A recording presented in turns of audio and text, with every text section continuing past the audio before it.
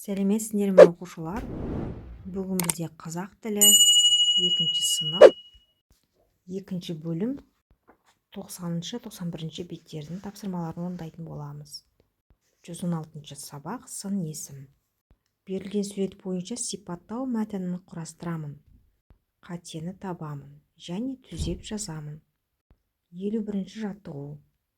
Өлеңді көшіріп жаз. Балалар, 51 жаттығуда өлеңді дәптерімізге жазып аламыз.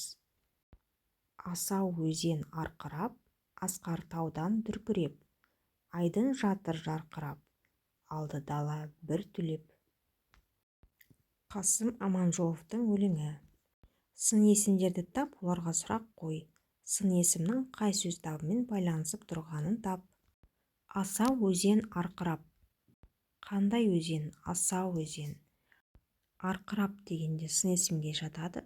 Асқар таудан дүркіреп. Асқар қандай? Дүркіреп дегенде сын есімге жатады.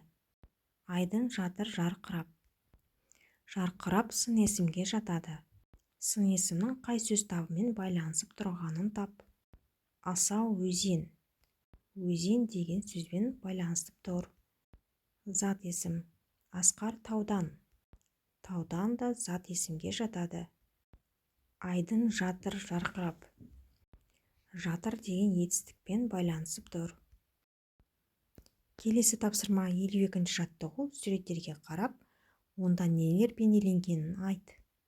Суреттегі заттардың белгілерін ата. Көлемін, түсін, пішінін, дәмін. Алмұрт қандай? Алмұрт жасыл. Көлемі кішкентай, пішіні сопақша келген, дәмі тәтті болып келеді. Сәбіз жемісі. Сәбіздің көлемі орташа. Түсі қызғылт сары, пішіні ұзынша келген, дәмі тәтті. Келесі сурет құлпынай. Көлемі кішкентай, түсі қызыл. Пішіні үшбұрышты келген, дәмі тәтті.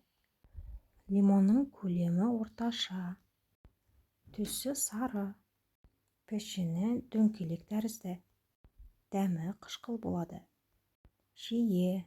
Шиенің көлемі кішкентай, түсі қызыл, пішіні дөңгелек, дәмі тәтті болады. Өзің қалаған бір сурет бойынша сипаттау мәтінін құрастырып жаз.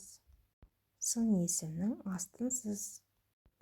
Лимон сары түсті, қышқыл, сәл сопақша келген, пайдалы көкөніс.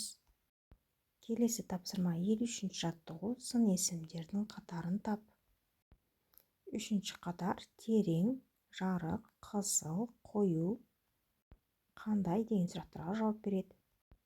54 жаттығу. Жаңылтпаштың қатесін түзеп, көшіріп жаз. Қатесін түзе. Үшкір тұмсық, құрт жымшық. Сын есімдерді тап. Үшкір, сұр. Балалар, осымен сабағымыз аяқталды. Сабағың пайдалы болса, тіркелуді ұмытпа. Сау болыңдар балалар.